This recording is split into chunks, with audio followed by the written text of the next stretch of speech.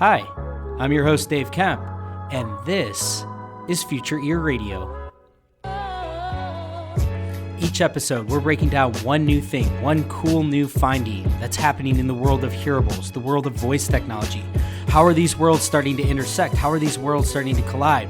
What cool things are going to come from this intersection of technology? Without further ado, let's get on with the show.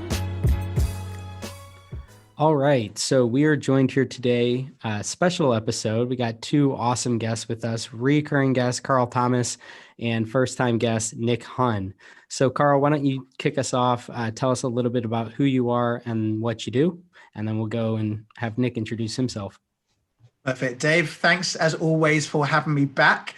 So my name's Carl Thomas. I've got a background in telecommunications, from setting up a service provider back when I was a lot younger to working with a network carrier and helping them transition from just providing network services to computers to really embracing the Internet of Things.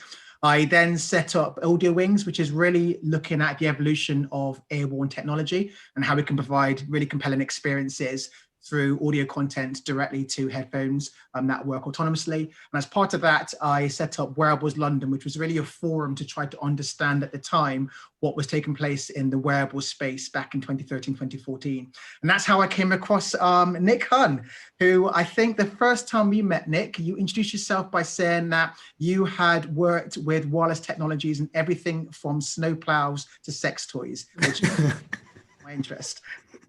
Well, there's a marketing line that obviously worked somewhere, if you can remember it.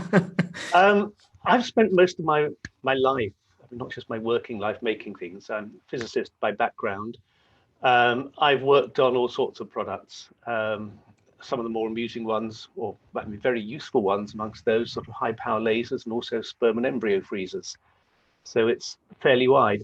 For about the past 30 years, I've been really involved with communications and wireless technology. Started a couple of companies in that time, and those were very much involved with technology that we put into other products. About 10 years ago, I started to get more involved with audio products, and for the past sort of 7 or 8 years, I've been spending quite a lot of my time chairing the hearing aid working group, which is part of Bluetooth. And that's been working on making Bluetooth technology much lower power, not just for hearing aids, but for the whole next generation of audio wireless products. So I've very much been sort of, I suppose, at the forefront of what's been happening in hearables. As well as designing the technology, I'm fascinated by what it does for the market, because we have hearing aids sitting at one end of really complex and clever technology products, but that makes them quite expensive, and they tend to be targeting an old demographic. But we equally have more and more use of hearables. I mean, anybody just looking out the window almost today will notice that everybody is walking around with little white things in their ears or other colored things in their ears. Every Zoom call has got everyone wearing them now. And that's a market that's, and we developed the core technology for that back in 2003, and it didn't do anything for a long time. And then it suddenly took off. And one of the sort of by-effects of COVID is everybody is now using audio conferencing, video conferencing. And that market is just exploding beyond anyone's expectations. So, I mean, that's where I am. I'm really excited about what you can do with sound, what you can do with hearing, and what you can do with ears. That's awesome. Well, thank you so much for joining us today. This has been a long time coming. Just for the audience out there, I met Carl through basically Nick's work on Twitter. The two of us connected by being really big fans, and that was sort of the impetus for me to start my blog, which led to the podcast, which led to this conversation. So cool how everything came full circle. Mm-hmm.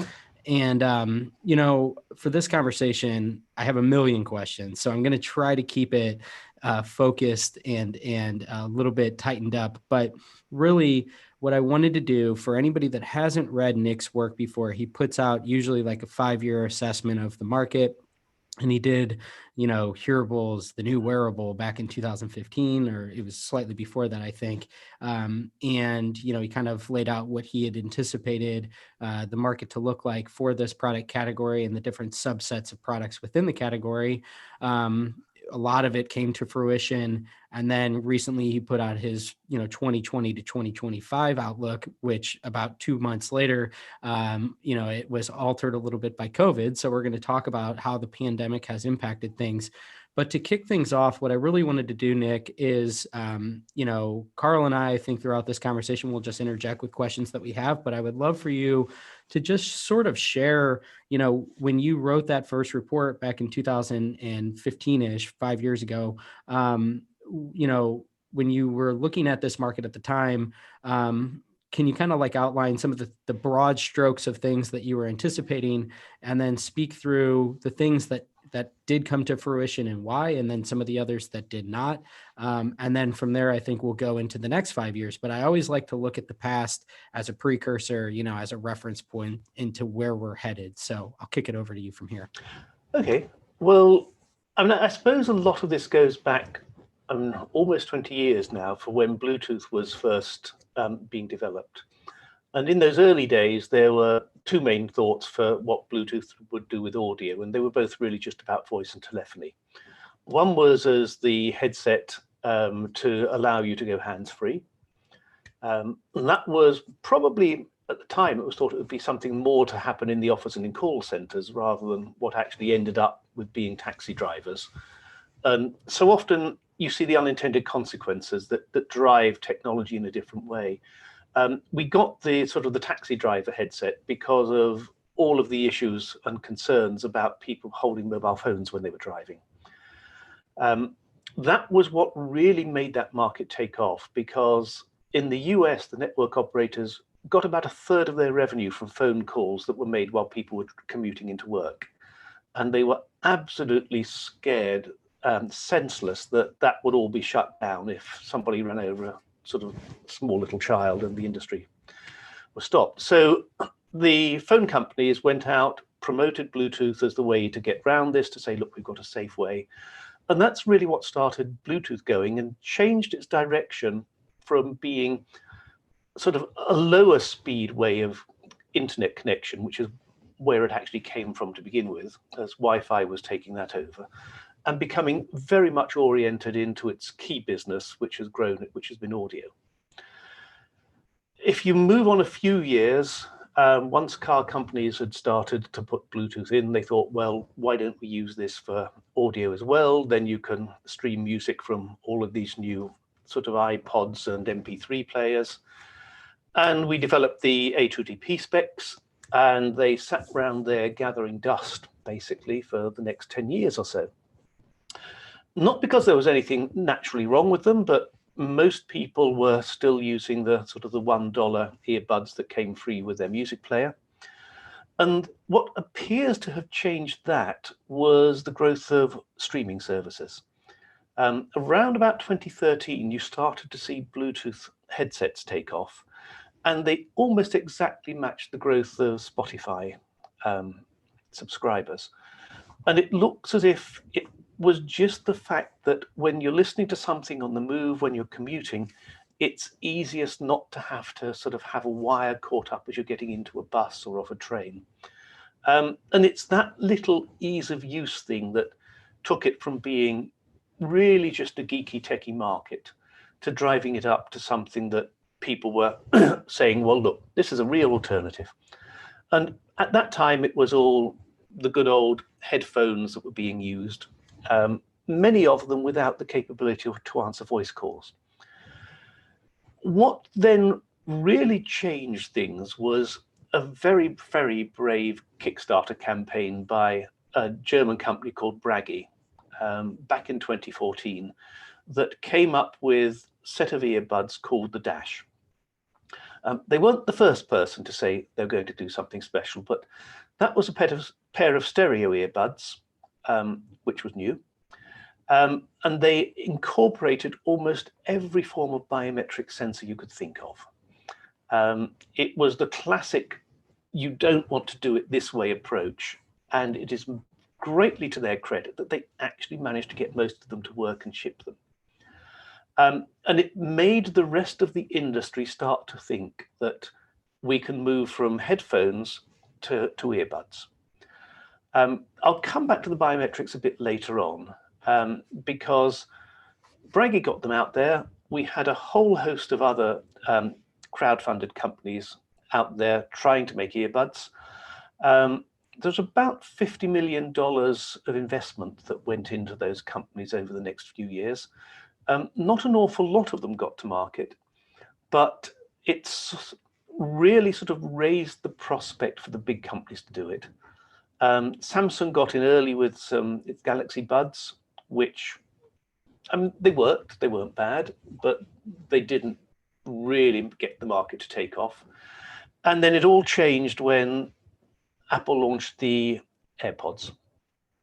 And that was quite a long journey for Apple. I mean, Apple had, for a long time, I think as had every other phone manufacturer, wanted to get rid of the 3.5mm jack on a phone.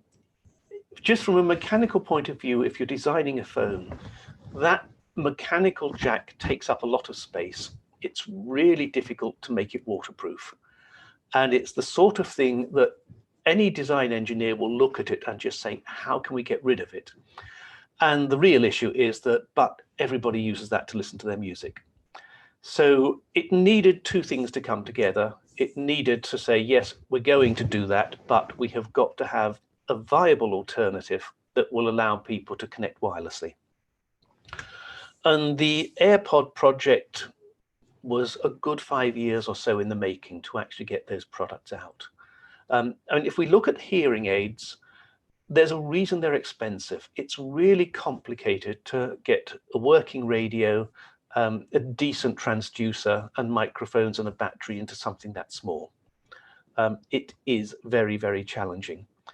And we saw that with the early crowdfunding companies who came up with these concepts. A fair number of them, even with some really bright people and a lot of investment, failed to get products to market. Doppler was the classic one that actually said, look, this is difficult. We're not going to manage to do it.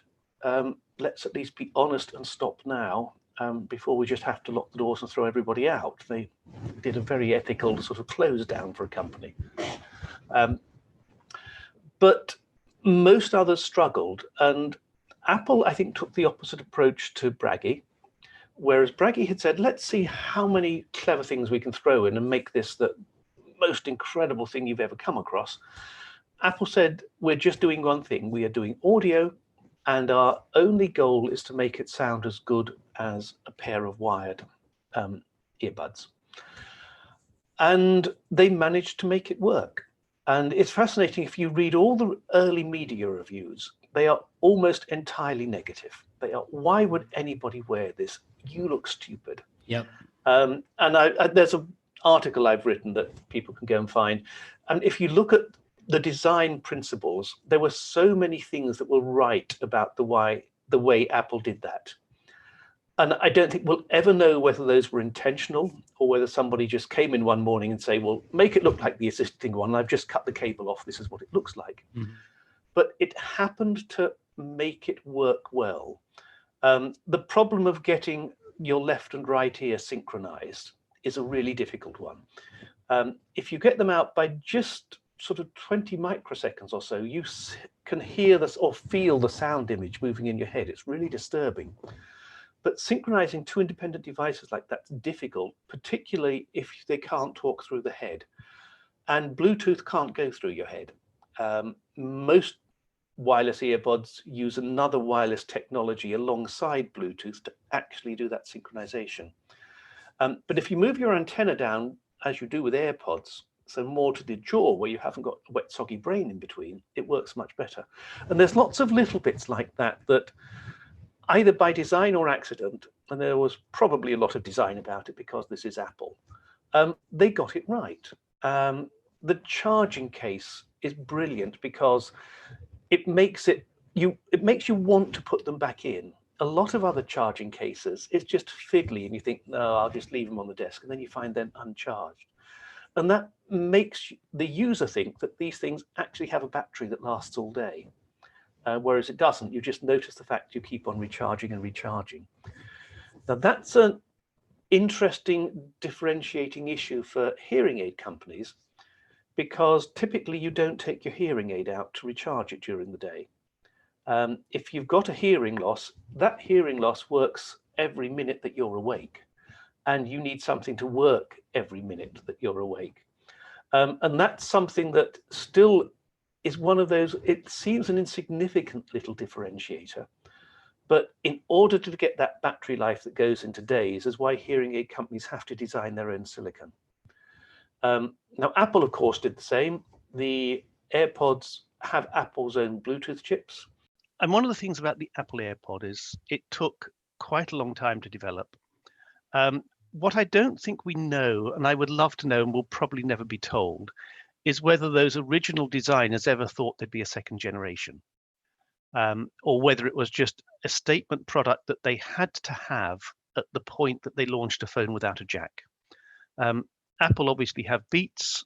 They would probably have considered that a lot of the connections would have gone to there, but I don't think anybody, even in their wildest dreams, thought that the AirPods would take off the way they have. And for much of the first 3 years, they basically owned the earbud market. They have, depending on which analyst you look at, between about 80 and 90% of sales, and not just on iPhones. I mean, for the first time ever, people were buying Apple accessories to use with Android. And it really was a stunning success and a testament to that design principle of let us just concentrate on one thing and do it really well. And we've seen that now move on as we go through the next generations, that Apple are beginning to add additional features. It's keeping themselves at the point of the market, and they are still, for many people, the earbud to go to. It's interesting that they saw the need to do their own silicon. We've seen that also over with Huawei with their FreeBuds. That again, you've got a company that sees the potential there and has developed its own silicon that it's rolling out into its audio products. Now, the rest of the world, in a way, has been at a disadvantage because in producing those chips, those two companies sort of stepped beyond what was readily available. The two big independent chip suppliers of audio products, which are Qualcomm and Broadcom, have now very much caught up with that. And we're seeing this, that a whole range of products are coming out, which really are beginning to challenge what both the main leaders in terms of Apple and Huawei are doing. And they've taken a very clever approach. I mean, if you go back to the history of Cambridge Silicon Radio, which really got market dominance in all of the early Bluetooth audio chips, that was then acquired by Qualcomm. They did so well because they produced reference designs where anybody in the Far East basically just took a chip. They got the firmware, they could twiddle a little bit of it to say, well, these are how many buttons I'm putting on it. But then they just put it inside their own plastic enclosure and shipped it. And with the latest Qualcomm chips, you've got the same thing, but extending even more, in that they've got a very advanced, very clever chipset in there, but they've got some DSPs in there that allow you to do all of the noise cancellation, all of the other features you may want. And they're working with a number of partners that develop audio algorithms to provide that ability to customize what your earbud is going to do. Now, there's a lot of earbuds out there that still obviously do the same thing, where people say, we'll take the chip, we'll take a couple of transducers, we'll just put it in our plastics and ship it. And those range from the people that try to be an AirPod lookalike to the ones that want to be something really sort of strange and diverse. But we've still got that experimentation. I was just looking this year, there's been over 10 million contributed to crowdfunding campaigns for earbuds. Around 100,000 people putting up money basically for people to play with Qualcomm chips. So there's still a lot of independent innovation out there that's driving this forward. And it'll be interesting to see where it goes. I mean, our love affair with things we stick in our ears. is great. I mean, at the point that we've banned little plastic ear diggers, everybody's putting little plastic Bluetooth in instead. It's funny because you talk about the curse of the reference design and how it afflicted wearables when Fitbit really had market dominance around, things that we put on our wrists. And you're absolutely right. You can definitely see the same thing happening with things that we put in our ears now. But then also, I guess it leads you to think about what comes next. You talk a lot as well, especially previously in our one-to-one chats around the opportunity for providing services which are relevant to you when you have things in your ears for 3, 4, 5 hours a day. And when you think about what iPod and iTunes did to the music industry and what iPhone did to the kind of carrier industry, I often think about what's the opportunity for Apple to almost subsume another kind of big market behemoth and take the profit from away from that and bring it into AirPods. Do you see any category that AirPods can kind of attach itself to really start to generate large amount of market dominance and also start to differentiate itself from all these copycats that are out there? Well, I suppose that brings us back into the biometrics. If you go back to the early Dash, one of their aims was that you were going to put heart rate sensors, temperature sensors, all sorts of other biometric sensors, because the ear is a really good place for measuring stuff. It's the part of the body that keeps us stable.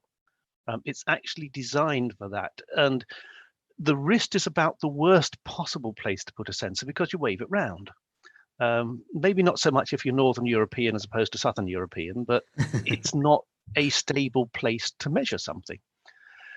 Now, the issue with all of the health sensors is that it takes quite a long time to gather enough data for you to work out what it means.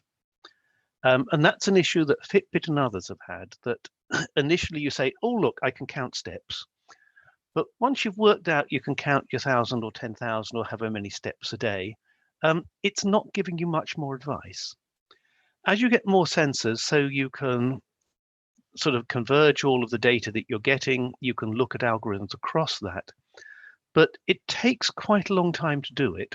And the problem that Fitbit had, as most of the other wristband companies have, is by the time they've tried to work out something interesting for the wearer's already given up and it's sitting sort of at the back of the bedroom drawer. Apple, I think, have done a much better job of that with the Apple Watch. And it's interesting if you look at each generation of the watch and see, well, what's been added to it?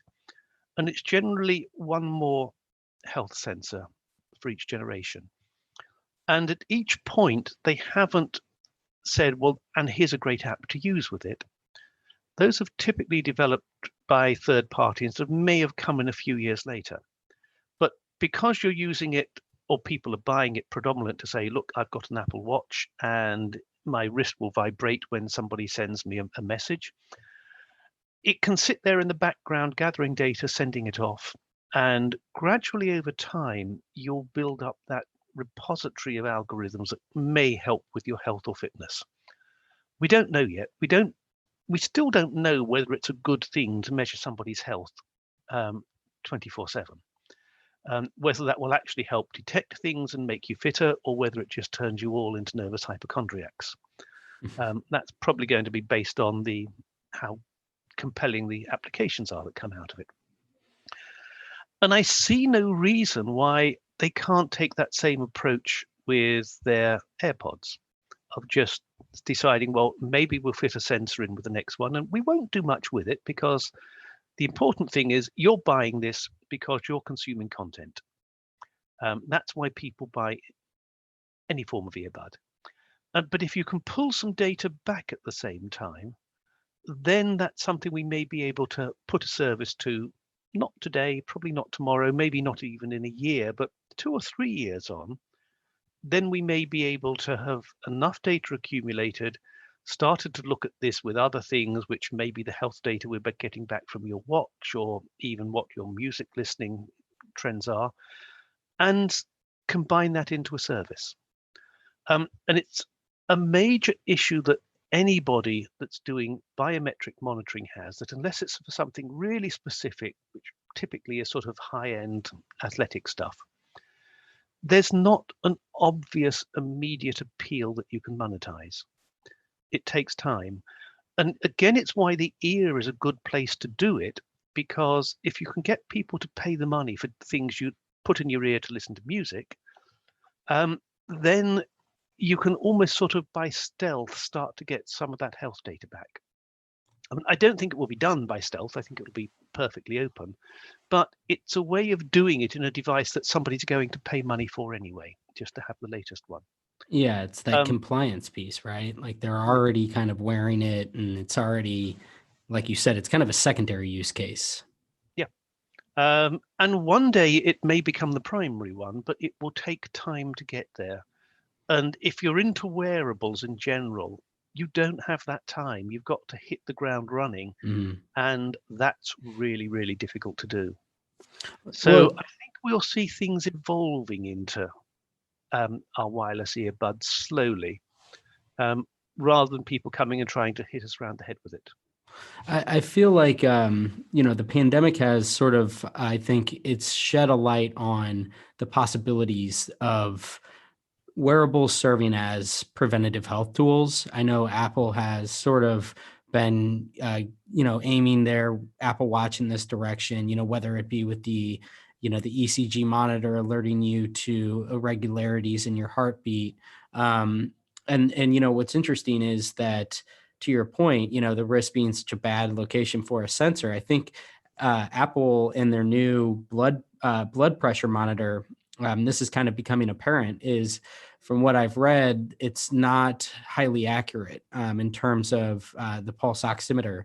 And so what I, kind of going off of what you said, like what might make more sense is to put that particular sensor up in the ear, where you have that stability, you have all that blood flow that, it's and it's just cartilage up there for the most part.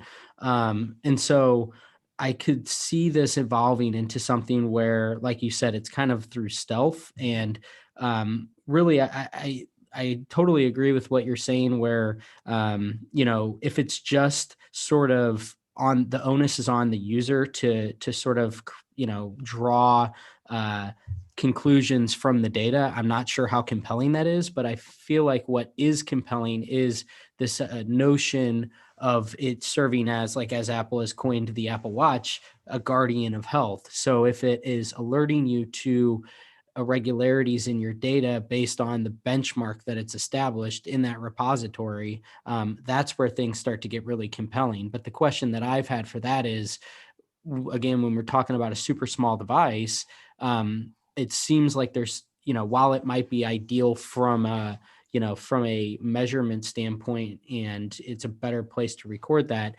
is it actually really feasible from a power standpoint? Are they able to allocate the finite amount of resources, in today's devices toward applications like that? I think you're getting there. I mean, just on those 2 points, there are companies out there, Balancell's one of them, that will provide you with pulse oximetry measurements, sensors for the ear. You can even do true blood pressure in the ear. There is the issue of battery life. We're not far away from getting the new Bluetooth low energy standard out that will support audio. That gives you a real step forward in terms of your battery life. We've got a new, more efficient codec, the LC3, which also is a lot better, or helps you with battery life.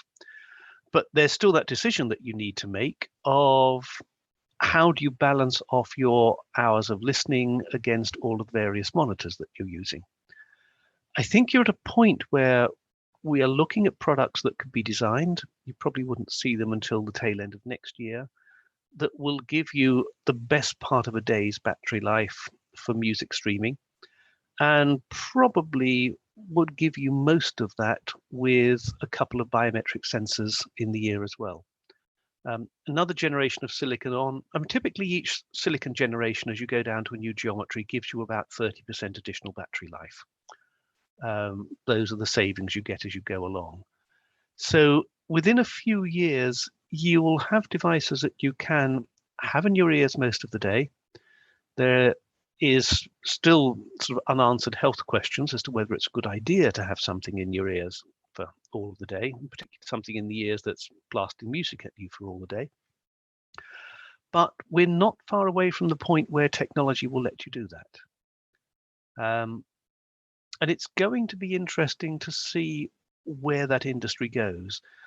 I mean, one of the things about bringing in that is, if you look at a lot of the industry, Apple is really the only company that's done that much on trying to actually process health data. Google's played with it a few times, not very successfully. If its Fitbit acquisition integrates and goes through, that gives it something else. But it is that issue that it takes quite a long time to get a compelling service that somebody will pay for.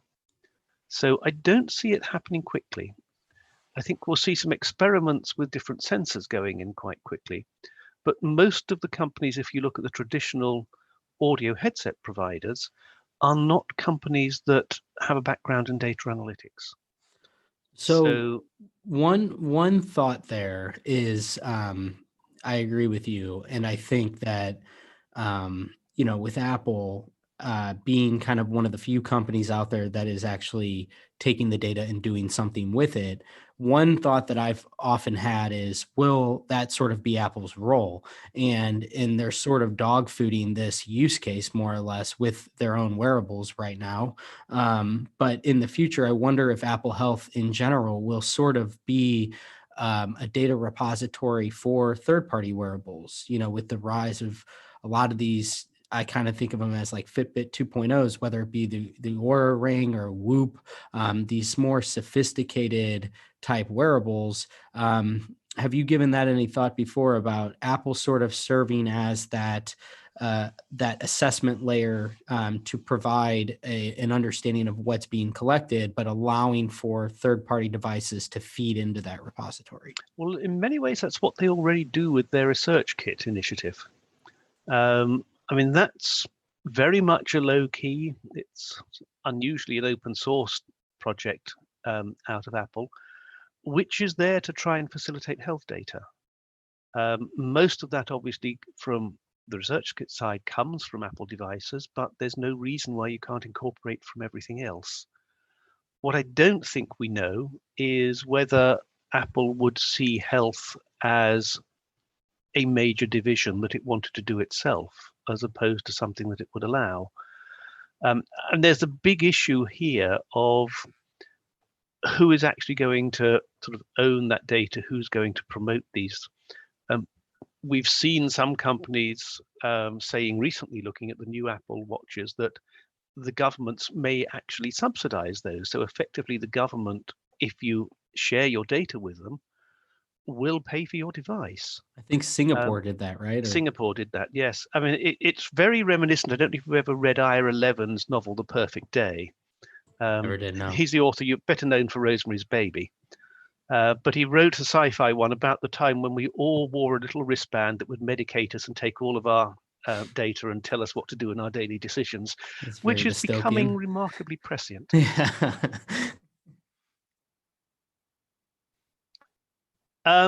And I don't know. Health is a really touchy subject. Yeah. And it's different in so many different countries as to, do you trust your government with the data? Do you trust your health provider? Do you trust a Silicon Valley company with it? It's also quite interesting as well, though. I mean, I think if we look at health broadly speaking, and then start to look at what actually makes up a healthy individual, and obviously fitness is becoming such a core component of that. And with what Apple launched recently with Apple Fitness Plus, it feels like they're trying to get Apple Watch and AirPods to integrate into an ecosystem of other devices like Peloton, for example, so that they are starting to, as you say, Dave, dog food that into a number of different scenarios. I mean, just looking at that, and then I guess looking at, broadly speaking, the business model of wearables, obviously, there's a number of devices out there whereby you are still paying upfront for the device. But do you see that changing slightly as things such as, content and experiences start to become a real core aspect of wearables themselves as opposed to the actual device? I don't know. And one of the reasons I'm saying I don't know is you add a lot of complexity to do that.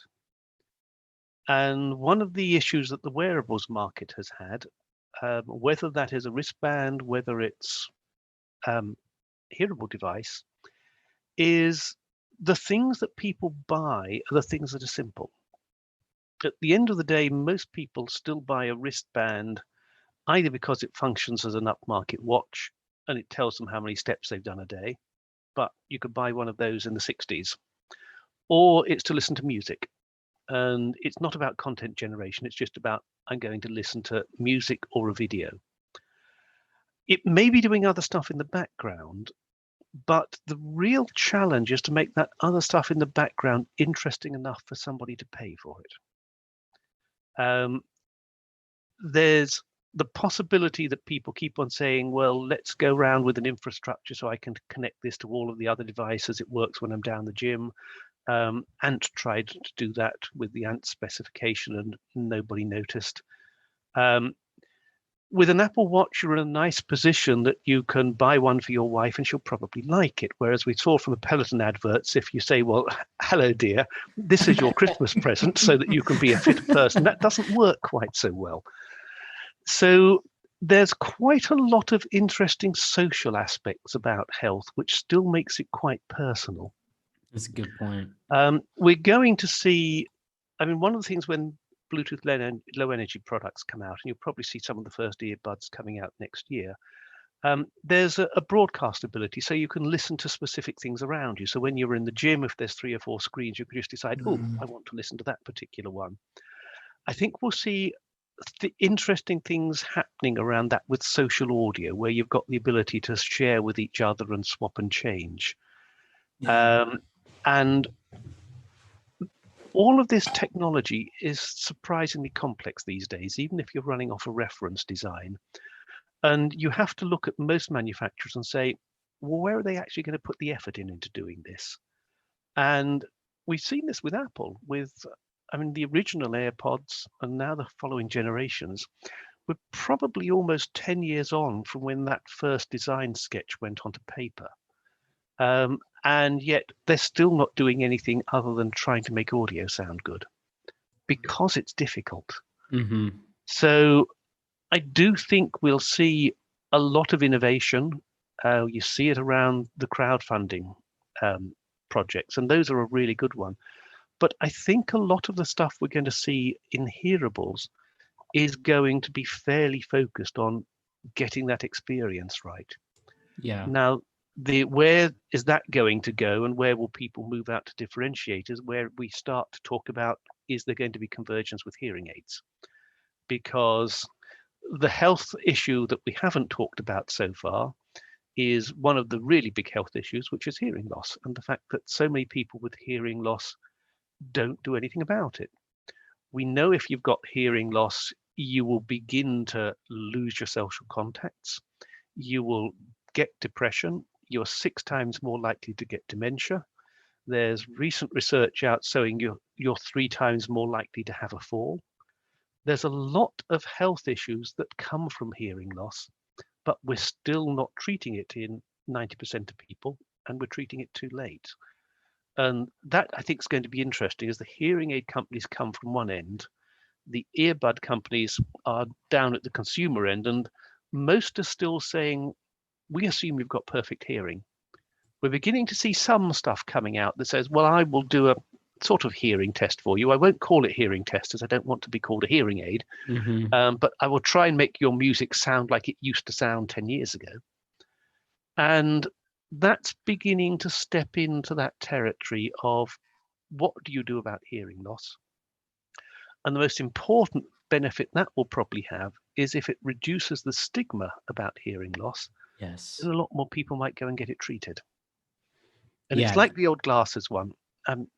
When I was at school, you would not wear glasses unless you were blind, because you would be 4 eyes or specky or anything else.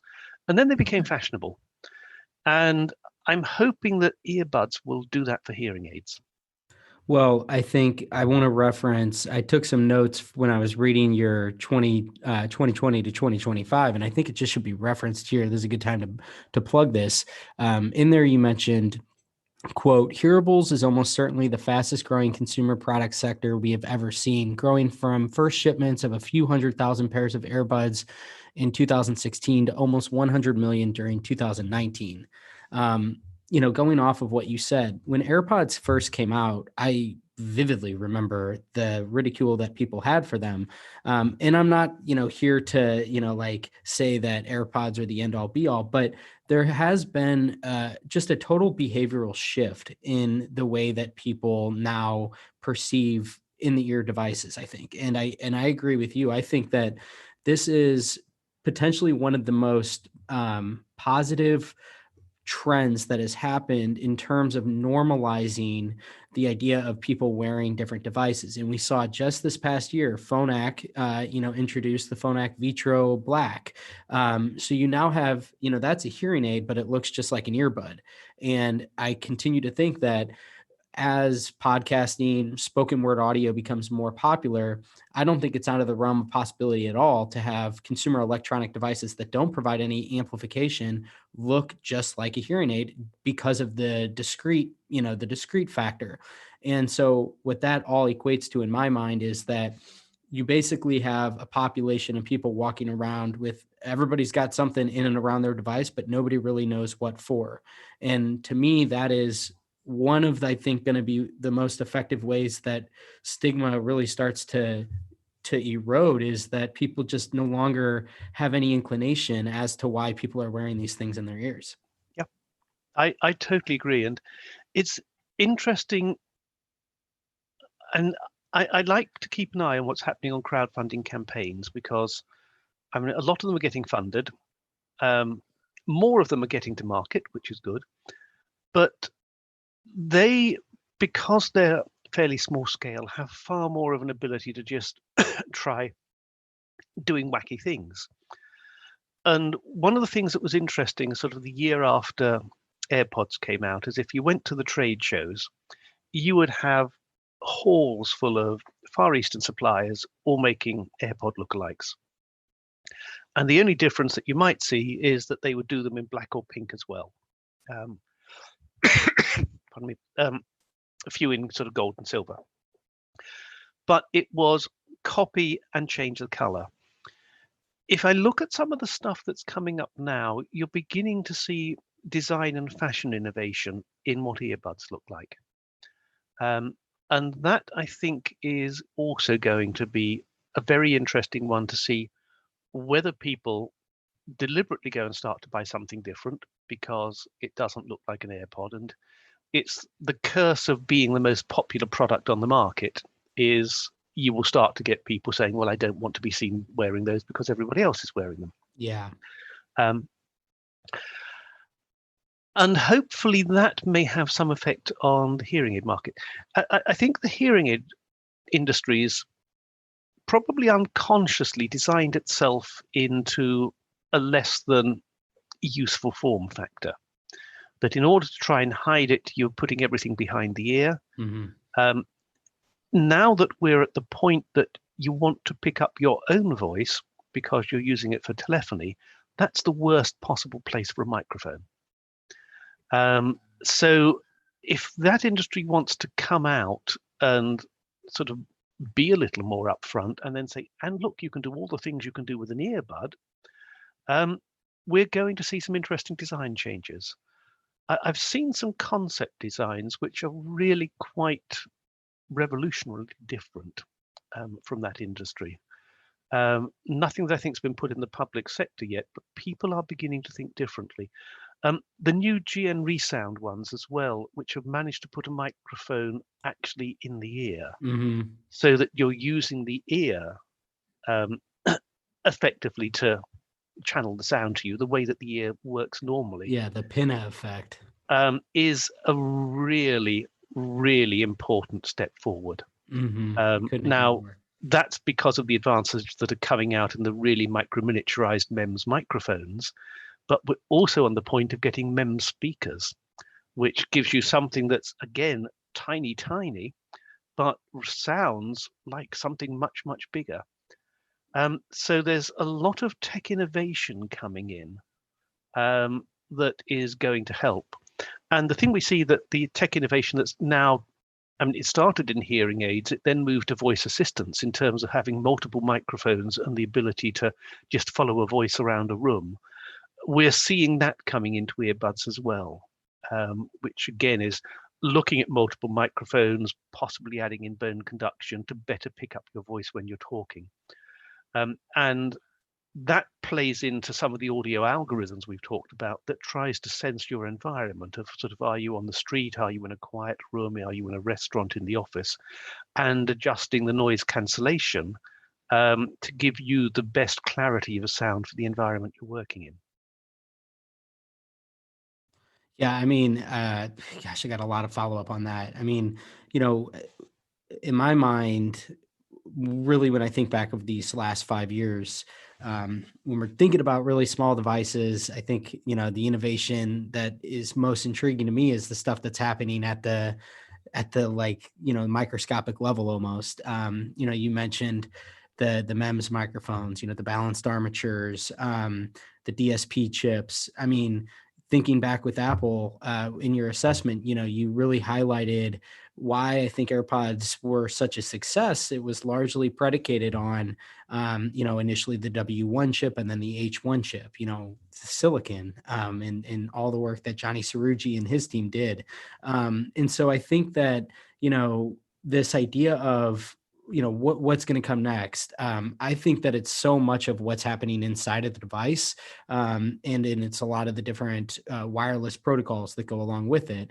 And so I really want to get into Bluetooth and how you envision, because I know that you played an instrumental role in this. I mean, as when it was announced, Bluetooth LE audio, like this is something that hearing aids have been operating off of for some time. But I think that some of the different use cases of this, I think, are on the surface they might seem, they might seem okay, good, but when you really, I think, start to think about it, and you imagine the way that the ways in which we use these devices could change. For example, the whole piece around mixing voice and music. Today, voice is a bit of a novelty.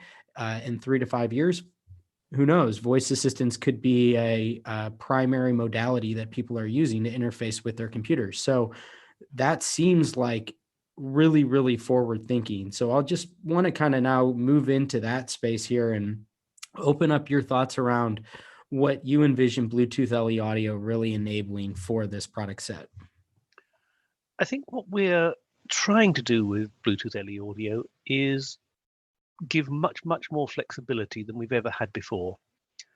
If you look at Bluetooth today, you basically have two different Bluetooth standards. One called the hands-free profile, which is used for telephony, and that gives you voice going in both directions. And A2DP, which is used for music. How that ever got released with that name, I don't know, but that just gives you one-way stereo streaming. We've basically gone back to a blank sheet of paper with Bluetooth low energy audio and said, look, we've seen what people are doing. We've seen the things where they're trying to extend it with proprietary solutions where we didn't do quite well enough. Let's try and take that all in and understand what people might want to use audio for in the future. And to do that, we don't really see a distinction between the different types of audio. It might be voice, it might be music, it might be quite low quality, it might be concert quality. We don't care. It's just a pipe that you're pushing audio down. And we also don't care which way you're pushing it down. So we structured it with an architecture that you can basically open up any number of audio pipes that you want going in either direction, and you can put any quality of audio backwards and forwards down those. So if you want to stream music and at the same time be able to issue voice commands to say, no, next track, move something on, those can happen at the same time. From a sort of architectural point of view, we've separated out the data plane, which is the audio packets, the musical voice, with the control plane, which says, well, and you can connect this to that. You can do things in different ways. You can decide how you're going to answer a phone call, where you answer it on your watch, on your earbuds, on a little key fob device if you want it. People can just take a toolkit of building blocks that we hope will allow you to do anything with audio. You can synchronize it down to sort of 20 microseconds or so between devices. So if you've got two ears, you can make sure that the sound is always exactly the same with that. If you find a cloned mouse that you've put a third ear onto, you can make sure all three ears of it gets it at exactly the same time. Instead of being driven by trying to do a specific use case, as we did with music streaming and hands-free, we're just saying, no, you need a toolbox of ways that you're going to do this. We need the profiles at the top that make sure that every manufacturer can do it in the same way, so it's interoperable. But we quite deliberately say we don't actually know what all of these use cases will be. If you wanted to have a barbershop quartet in a room, all with sort of little Bluetooth microphones, we can make sure that you capture that at exactly the same point in time, so it's all synchronized. Whatever you want, we're trying to say, we want to do it. You can go for extremely low latency. So if you're watching something on your TV and you're streaming it to your hearing aids, you're not going to have any lip sync issues. But more importantly, if your wife is listening to it on the TV speakers, you're going to hear it at the same time as she does, because you're just introducing 20 milliseconds or so. If you want really high quality, you can make longer latency, you can do more retransmissions, lots of stuff you can play down with at that level of robustness. And the aim really is to say, we're not trying to say you have to do it this way anymore. We're giving you that flexibility to go out, and if you come up with a new application we've not thought of, we think you've got the toolbox there that will enable you to do it. I hope you don't mind me saying this, Nick, but it sounds like from an architectural perspective, there was a lot of thought around specifically including this with headphones or headsets or earbuds and a primary device such as your smartphone. And I guess with more and more different types of wearable devices coming to market, more and more people wearing a number of different devices on their person, was there any thought around, maybe having some sort of hub and spoke topology whereby Bluetooth is controlling a number of different devices around your person at the same time? So a watch, earbuds, maybe even doing track and trace. Is there any thought about that type of? Yep, absolutely. And one of the interesting arguments we had early on is today, everything is focused around the phone as the source. And you talk to the people who make those phones and they basically say, yes, the phone is the most important thing and everything else just does what the phone tells it to. And you then get the audio companies who generally haven't had much to do with standards development saying, but hang on, we think we're important too. And we think that you ought to be able from your hearing aid or your headset to say, no, I don't want to listen to my phone anymore. I want to take that voice call on the computer and then I'm going to listen to the telly. And you've got the audio sync, which is the device audio source, which is what produces your audio, and the audio sync, typically the things in your ears that consumes it. And those manufacturers are saying, well, this has always been an audio source-led journey where the decisions are made there. We want to have an audio sync-led journey where these things that you wear throughout the day are the ones that make the decisions on what you listen to. So it's a much more distributed topology. Now, at the end of the day, there will be applications on phones that will probably still try to say, I am in charge of everything. But we have the ability for audio devices, whether it's a speaker, whether it might be a microphone or a pair of earbuds, to have far more of a role in making those decisions. Yeah, that makes a lot of sense. The one that I think really sticks out for me is the broadcast feature. I think there's so many different use cases that I can envision there. And again, I think that this all gets so interesting when you sort of are operating off of this assumption that people are wearing things in their ears for longer periods of time. And so I'm just curious, like, have you given it much thought? Like, I've seen just like even adverts from Bluetooth itself saying, in the airport, for example, you would be able to get broadcast to your specific flight. But it seems like you could go kind of on and on and on about different possibilities. But in your mind, Nick, what are some things that stick out to you about that you think would be appealing to different types of consumer bases? The airport one is the one that everybody comes up with, which probably shows what a small subset of society most of us engineers actually talk to. As the vast majority of people couldn't give a damn about that. They don't fly every day. None of us do anymore. I mean, public transport, a lot of those come up from the old telecoil applications, which are out there for hearing aid users. And depending where you live and what the regulatory environment is, so you may come across telecoils sort of more or less often.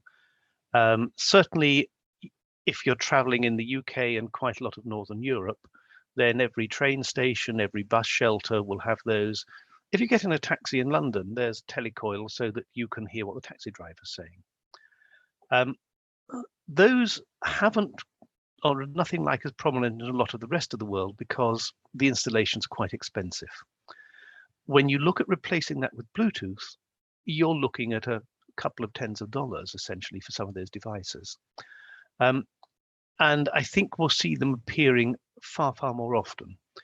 Now, what's going to be interesting is the convergence as some of those start to get used by people that have bought earbuds and have maybe never thought about the infrastructure.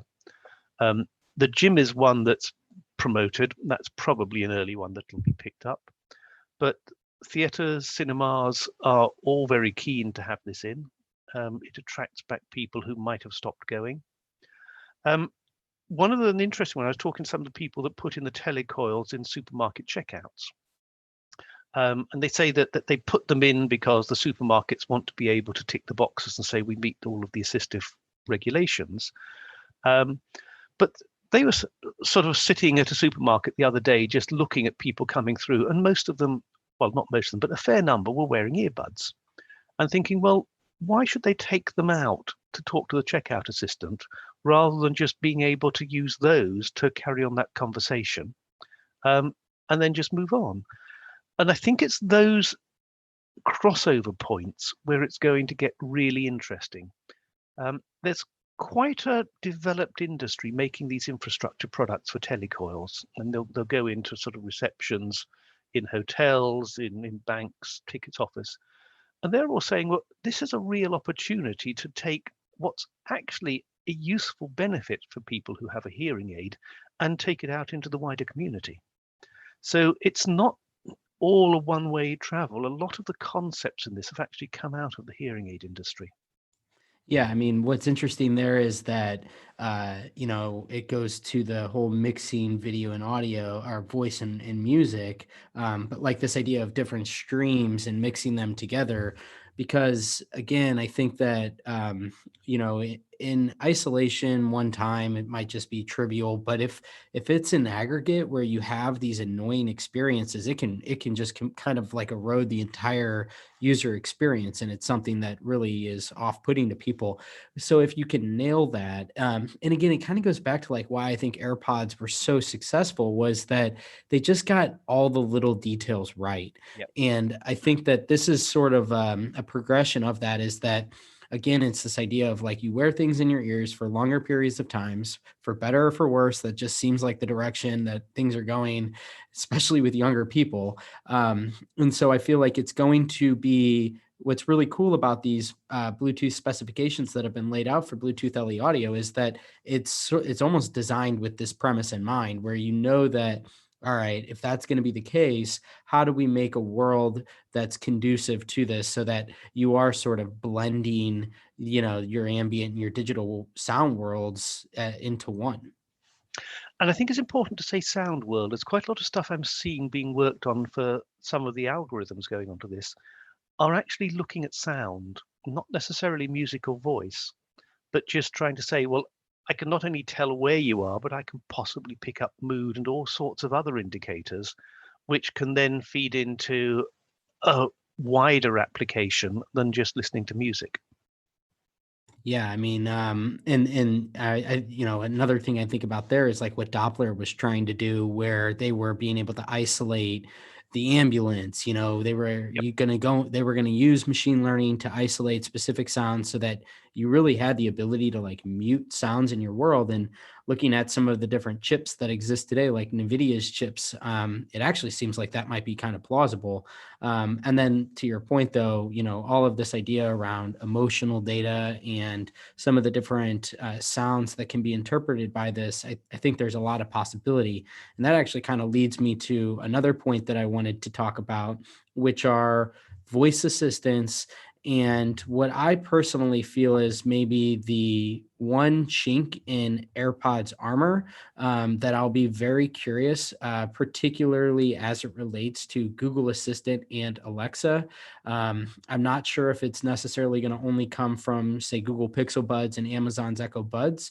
Again, it could be kind of a dog fooding strategy where they use their own products initially, but then they make the assistants more widely available. But I'm curious to get your thoughts on this, Nick. Do you see that as these, you know, assistants and this premise of using assistants as a user interface for the hearable devices?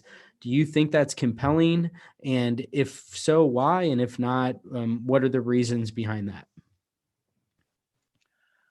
There's certainly a lot of interest in using assistance as a form of control. And that's a fairly straightforward one of when you're just saying things like next track, louder, softer, whatever. That processing is simple enough. It can be done locally on the phone. In some cases, you may even be able to do it on an earbud, but you'd probably offload it just from a power point of view. As you go into more complex questions, you're generally looking at pushing that off to a remote server. And that's where you start to hit the issue of latency in terms of what works and can you do it fast enough for just general control. So I think we'll see a blend in that. The things that relate to what you are currently streaming, I think will be done locally. If you start to ask more complex questions, such as the ones we'll go away and find something and play it, that is likely to be done remotely. And depending on what your connectivity is like, the user may well not notice that. And there's all sorts of tricks you can play on these as well, of just saying, just sort of interrupting it to say, yes, going off looking for it, whatever. Just make the user think that something's happening while you're actually going and doing it in the background. Mm-hmm. It will evolve, and I think companies will leapfrog each other in that. The interesting one with Amazon intrigues me, that the Amazon Echo, I've always thought is quite a nice concept in that it's extending the whole of the sort of Amazon Prime concept and Buy Me Now out of the home. Sadly, just at the point where they were beginning to build up a critical mass of this, everybody got locked down and stayed at home. So we don't actually know whether that experiment is going to work yet or not. But that's one of the things where an Amazon could play very well if it can say, I'm going to actually take the voice assistant, which Amazon largely invented, and make it mobile. I think that's actually quite compelling, because especially when you think about the developer ecosystem behind Alexa, it gives Echo Buds quite a really compelling proposition to go into a market space of people who are already using earbuds and saying, well, look, not only can you use them from this, but you can use them for that and that and that as well. And also there's such an environment behind them whereby innovation is currently always being created for it. So I think, do you see the Echo Buds, as being a potential challenger to the market share that AirPods has, or how do you see the two kind of coexisting? I honestly don't know. The first ones looked a little bit rushed to market. They certainly didn't look sort of as elegant as some of the other stuff that you're seeing coming out. I think it was good that they went to Bose. That sort of gave them far more of a brand respectability. But I don't think Amazon's had time to actually go and see how to integrate them as part of the Alexa experience so far. Those things take time to get right because you need to see how people are using them. You need to look at the data analytics from that and start to feed that back in. And COVID and lockdown hasn't helped them on that. I would be intrigued to see what the next generations look like. I mean, it's one of the things with COVID is products like this typically have at least a 2-year design cycle, even if you're basing it on a reference design. So everything we're seeing coming to market was started off well before COVID. It won't be until the tail end of next year we'll see anything that's been started post-COVID, and probably 6 to 12 months after that before we see anything that might have actually built on any of the lessons of how we are using things differently. That's going to be interesting at that point to see whether any of these companies have actually changed their design roadmaps. And that's a much wider thing as to how is COVID actually changing your product design roadmap strategy. And for most companies I've talked to, I don't think it has yet. They're still trying to do this sort of let's just keep calm and carry on, rather than saying, well, there might be some good opportunities for disruption here by taking on board how this has affected society. As we kind of come to the close here, this has been unbelievable. So many different things to think about. But, you had mentioned, we were talking earlier, you wrote this report at January 2020, and lo and behold, the pandemic hits not soon after. And so, based on what you had initially anticipated, what are some of the biggest changes that you see stemming from COVID? I know even at the onset of the conversation, you had mentioned just the sheer volume of devices that are being shipped right now. So, relative to your original assessment of the next 5 years, what are some of the big macro changes, I guess, stemming from the pandemic? Certainly the numbers will go up. I'm currently working on an update which hopefully will be available around the time that people can listen to this. Nice. Numbers will go up. It has sent shockwaves through the hearing aid industry. Now they're starting to recover, but the whole of that relationship of the way that it's sold through audiology is something that I think all of them will start looking at. It won't change quickly. I mean, hearing aids are medical products. They're regulated products. Anything that runs through that sort of supply chain that has to be prescribed by a qualified physician doesn't change overnight. It doesn't even change over a 5-year, 10-year period. But those companies will want to make sure that they are never hurt again in the way that they've been hurt this year, and will be looking very carefully at what to do with hearing aids. And we talk about convergence, and generally when we talk about convergence, we always think in this industry of maybe it's the consumer earbud companies are going to take away some of the hearing aid market. It may equally go the other way, that some of the hearing aid companies say, well, we've actually got years of experience in this. We've got a lot better algorithms than most of the rest of the people. Why don't we look at some transitional products in the middle for maybe people with mild or medium hearing loss, and themselves move into those markets? We all look at hearing aids and think they can't be very good devices. If you put some of these on and listen to Bluetooth music for the ones that stream it, it's quite amazing how good that is, and yet how light that device feels on your ear.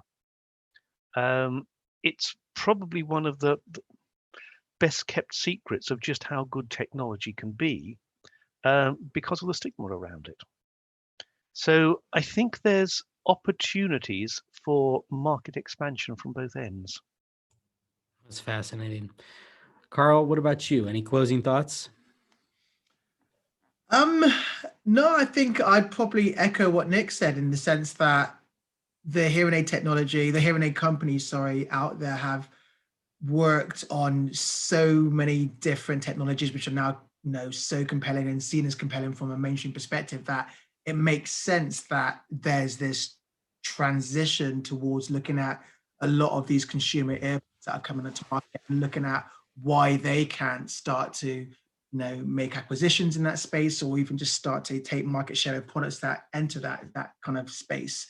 So yeah, it's something which I've been thinking about a lot. There's obviously a lot more earbuds coming to market thanks to Kickstarter and Indiegogo. And it makes sense that some of these companies that do have aspirations to appeal to a much wider base maybe start to look at these new companies, these new brands, and start to think about whether actually they could start to work with them, acquire them, or even introduce a product that enter into their market space. So yeah, I completely echo what Nick says there. And perhaps one sort of downbeat thing I should say at the end is we need it to happen because almost all of us now, having been exposed to loud music at an early age, are going to suffer hearing loss. And we're probably going to suffer it at an earlier age than our parents. And the World Health Organization has said there's around 1 billion people under 30 who are already at risk of hearing loss. And again, it's one of those ironies. As we get more and more addicted to listening to music more and more of the day, it's probably going to do more and more damage. And unlike glasses, which can actually fix it, you cannot repair that hearing loss today. Mm-hmm. You can only try and make up for it, and it will unfortunately still go on getting worse. So there's a cautionary tale to all of this, that however compelling these devices may be, we need to take a little bit more care of our ears than perhaps we do. Yeah, I mean, what's interesting about that, you're right. It is these devices are probably one of the biggest culprits for the problem that they're trying to solve. But something that I've been thinking a lot about really is like this idea where, if you are fearful that there are, if you're a provider or if you're one of the hearing aid manufacturers or you're, whoever you might be involved in this space, I think we are losing the forest beyond the trees a little bit here, because I think when you really recognize how big this market is, in light of the fact that, throughout your whole piece, Nick, you wrote about how, like active noise cancellation is kind of becoming standardized. And I think along the same vein, some of this like introductory hearing correction is going to become standardized too, so that I really do have a strong sense that across the next 3 to 5 years, it's just going to be a feature set, within a lot of these different devices where you'll wear them and they will have a corrective quality to it to compensate for the vast amount of people that have some type of hearing loss. And we should say there that, I mean, noise cancellation is a great thing because it means you turn the volume down. Yeah. The other thing that's happening, and it doesn't really get written about, there's a lot of technology going into the next generations, so that instead of just having the little warning flashed on your phone saying you're exceeding 86 dB, the phone starts to talk to the earbuds in your ears to understand whether they match. We're seeing work being done to measure the levels that are measured within the ear, and again send that back and feed it back to the phone. So devices will inherently get safer as we move forward over the next few years. Yeah, I mean, just one example of that is with the Apple Watch, having the sound level meter built into it. I think that's really promising of where that can lead, right? Where you have your AirPods in and your Apple Watch recognizes that you're being exposed to dangerous levels of noise, and it just automatically turns your noise cancellation feature on, so long as you've enabled that option. But those are kind of the possibilities that I could see here existing. And it's interesting, and a startup I'm working with in London that's actually looking at hearing wellness. And one of the things they're trying to do is just measure levels in restaurants and events so that you have an idea of what the background noise is. And there's an article I wrote recently. It's interesting. If you're in a noisy environment, you probably today need a social distancing space of about 3 meters rather than 1 meter because you're all talking louder. So right now, stay safe, go somewhere quiet, and tell people to turn the music off. That should have been advice we should have been following for a long time. I think. Yeah, I should have listened to that back in March. We're just coming on to your point as well, Dave. I think also in terms of that noise cancellation aspect being almost a feature, I think there's so many compelling software entities that have been around for the last 5 years that have been attacking that problem that had the kind of market penetration of earbuds at what it is now to really kind of provide that kind of solution. So I think now that we are wearing smarter things on our ears, we are wearing things on our ears that have some form of processing power as well, there is a lot more capability for those things to actually have a range of different software solutions that can start to be a lot more dynamic around what kind of sound, what kind of audio we are listening to. And I think there's a really compelling opportunity there to actually attack that problem. Yeah, couldn't agree more. Well, guys, thank you so much. This has been an awesome conversation. One of the best, I think, that we've had on the podcast so far. So thank you two very much for joining me. Thanks for everybody who tuned in here to the end, and we will chat with you next time. Cheers. Thank you. Thanks for tuning in today. I hope you enjoyed this episode of Future Ear Radio. For more content like this, just head over to futureear.co, where you can read all the articles that I've been writing these past few years on the worlds of voice technology and hearables and how the two are beginning to intersect. Thanks for tuning in, and I'll chat with you next time.